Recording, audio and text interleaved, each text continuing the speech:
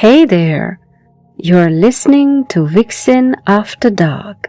I'm Ipsha Dutta, your host, your storyteller, and maybe your favorite midnight distraction.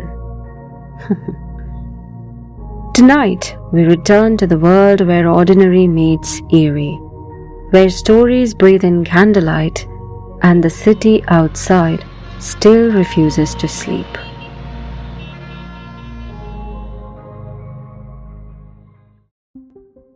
Last time, you met me before the ghosts did.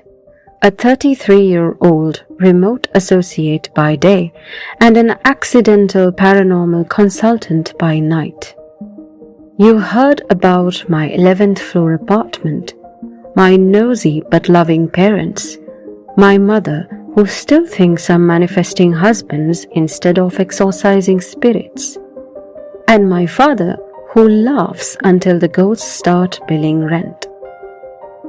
Between deadlines, sigils, and late-night cups of coffee, I told you about the city that never sleeps, Kolkata, and how sometimes, if you listen closely, it whispers back. And then came the call at 3:07 a.m. A voice trembling through static. My friend Sweetu saying something was in her house. Her cat hissed at empty air. The lights dimmed every time someone prayed. And before she could finish her sentence, the line went dead. I packed my bag, kissed my mum goodbye, and stepped out into a city still glowing with leftover Diwali light, on a journey that was supposed to take me to Bhubaneswar. But if you've been here long enough, you already know. Nothing ever goes the way it should.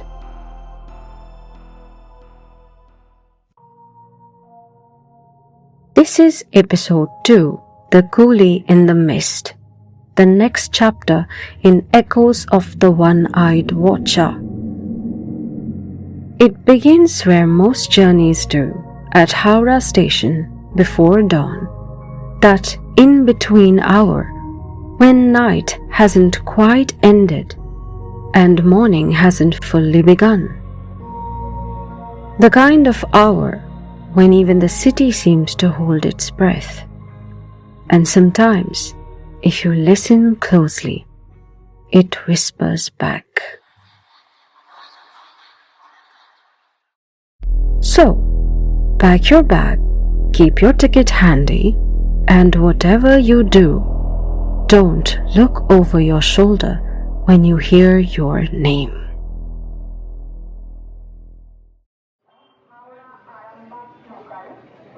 By the time I reached Howrah station, the sky was still undecided between night and morning. The air smelled like rain, rust, and cheap coffee. That unmistakable scent cocktail you only find in big railway junctions. The platform buzzed with life. Coolies in red shirts yelled over each other. Families herded children and luggage like it was the same species. Tea vendors clinked glasses against metal trays. Hawkers moved like ghosts, selling snacks and bottled water.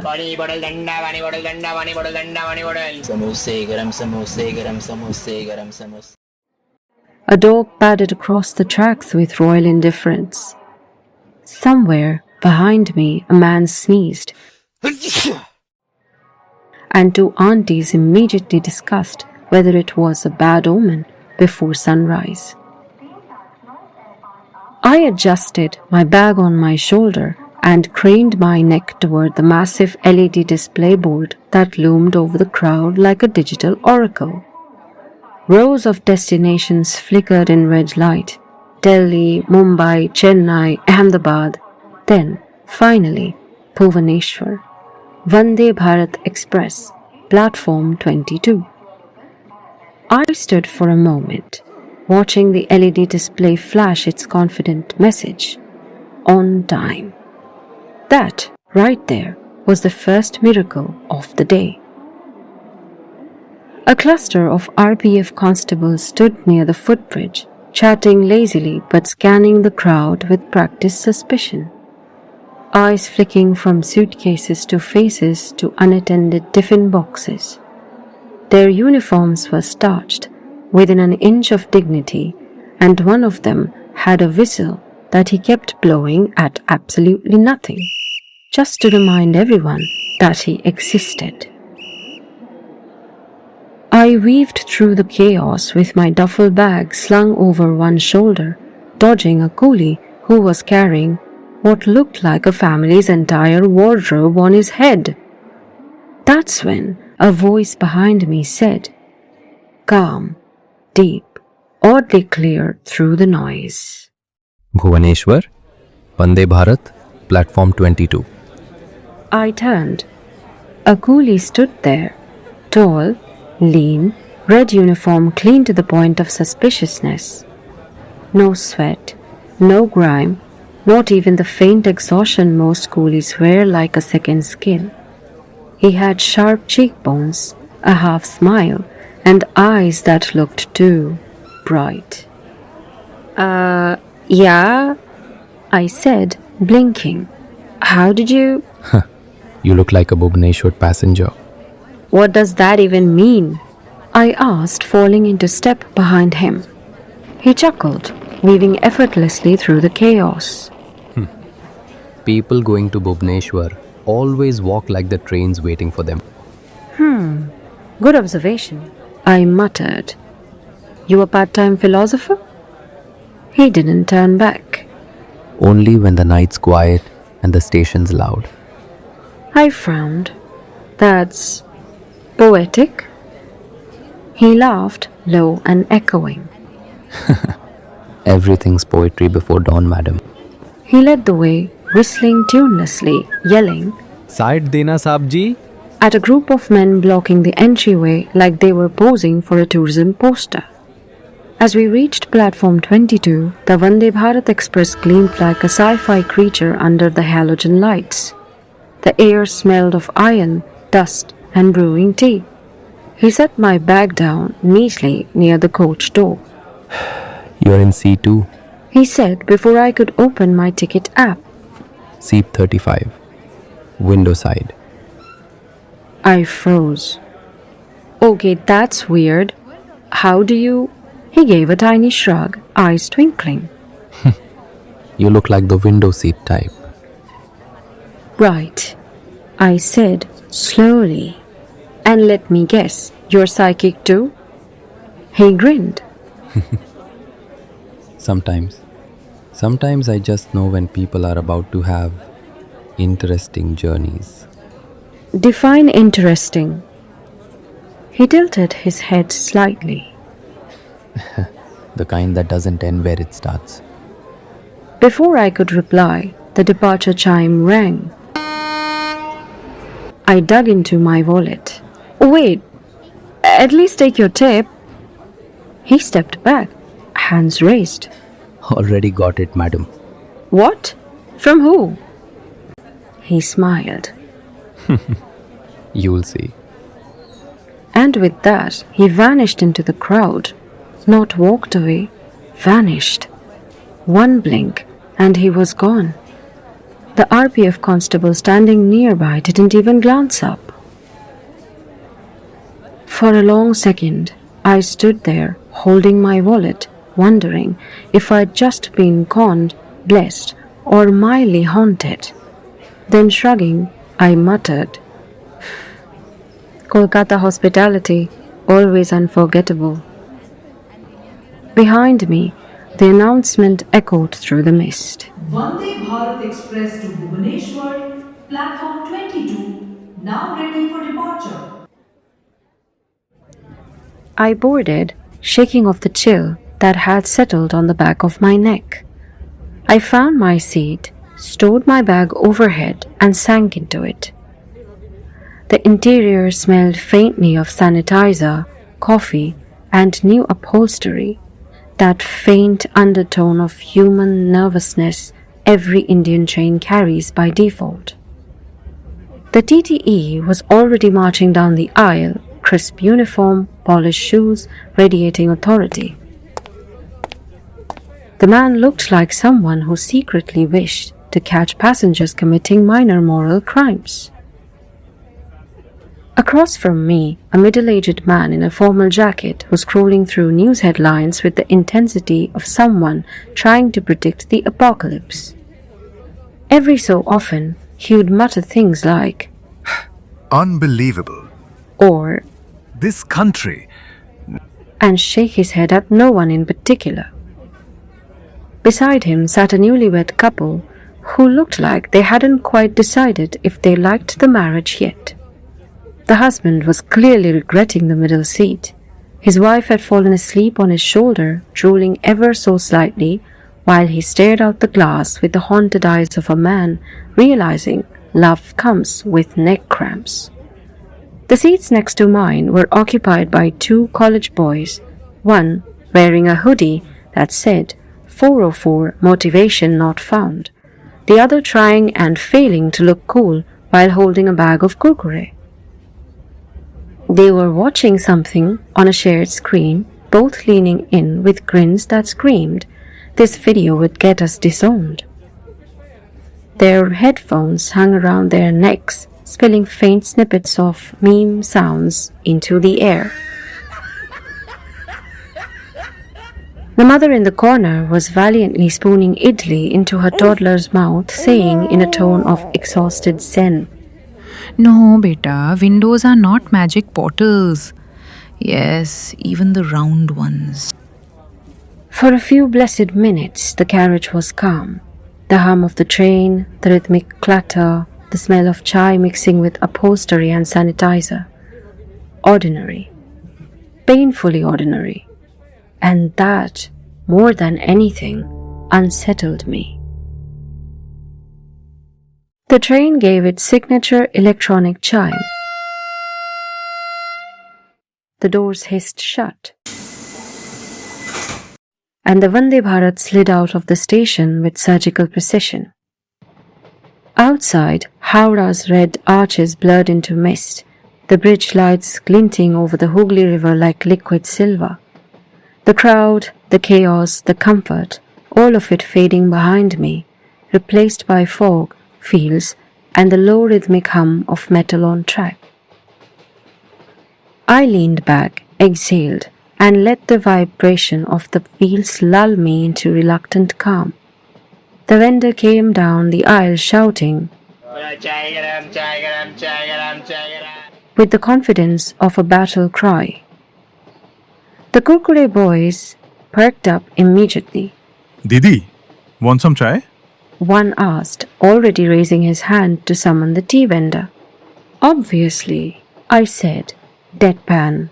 If the ghost of sleep hasn't claimed me yet, tea will. He laughed, nudging his friend. See, this Didi gets it. The uncle across from us sighed pointedly, lowering his phone just long enough to glare. Some of us are trying to read. Sir, The boy said sweetly, you're reading about GDP at 6:30 a.m. Nobody's stopping you. Uncle went back to his phone in dignified silence. The newlywed wife snorted awake just then, wiping drool off her husband's jacket. Was I snoring? He smiled, the smile of a man who knew the answer didn't matter. No, just purring. Before she could retort, the toddler in the corner let out a wail so high-pitched it could summon spirits. The mother sighed and fished out a biscuit like it was a holy relic. There, magic portal biscuit. Don't cry, beta. I bought a cup of tea, held it close, and let the heat seep into my fingers, then pulled out my notebook, not for notes, but for reassurance. Between random work scribbles were sigils inked in blue pen, scrawled protection charms, and a printout of an old sketch Sweetu had once made for me. It showed a shadowy figure standing in a beam of moonlight, surrounded by tiny glowing orbs. She'd titled it The Listener. For a few quiet minutes, everything felt almost normal again, until my mind wandered back to Sweetu, and that one night when a mic picked up something no human throat could have made.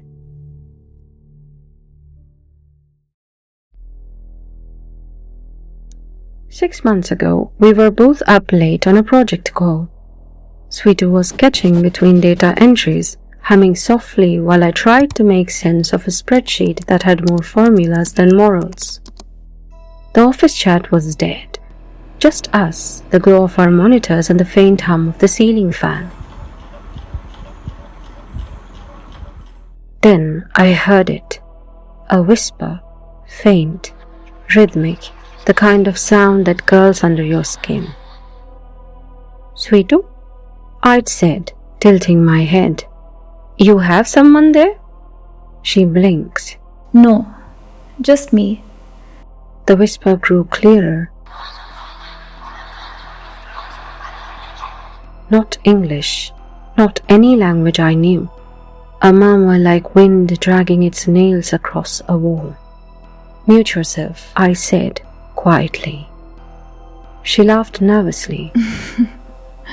Why? You scared? "Just do it."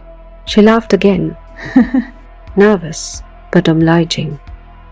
Then she clicked mute. The whisper didn't stop. Her expression froze. For a second, she just stared at her screen, her eyes darting like she was trying to catch something moving behind her.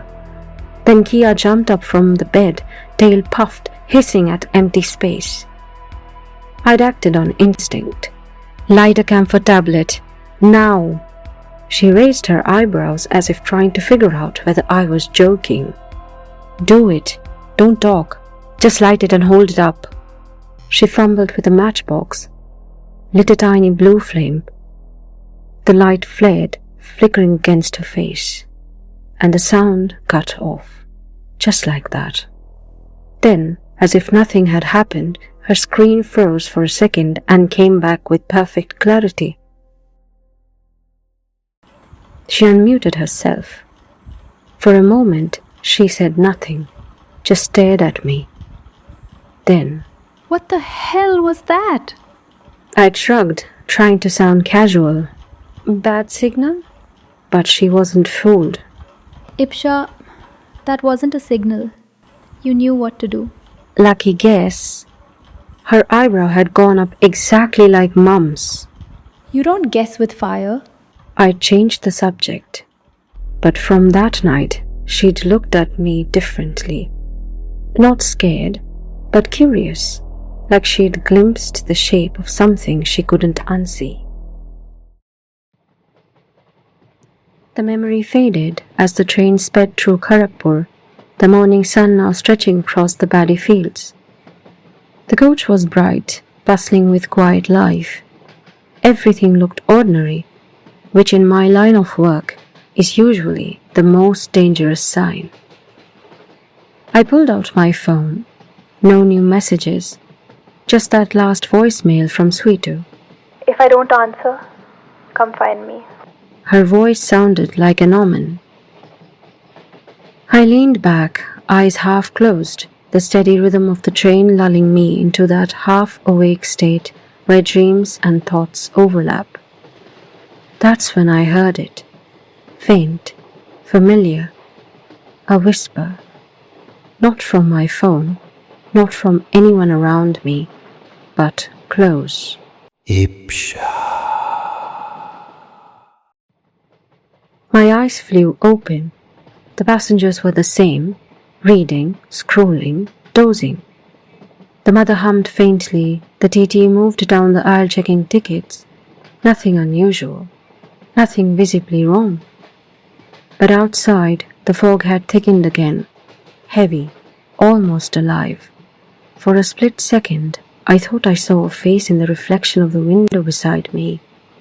It was not mine, not anyone's. Just a pale blur looking in. I blinked, and it was gone. I exhaled, muttering under my breath. Perfect. Haunted Express.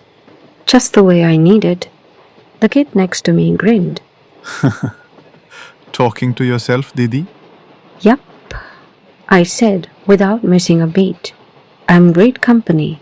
He laughed and turned back to his phone. I sipped the last of my tea, trying not to look at the window again. The train surged forward, cutting through the mist, sleek, bright, and utterly unaware that something unseen was keeping pace with it.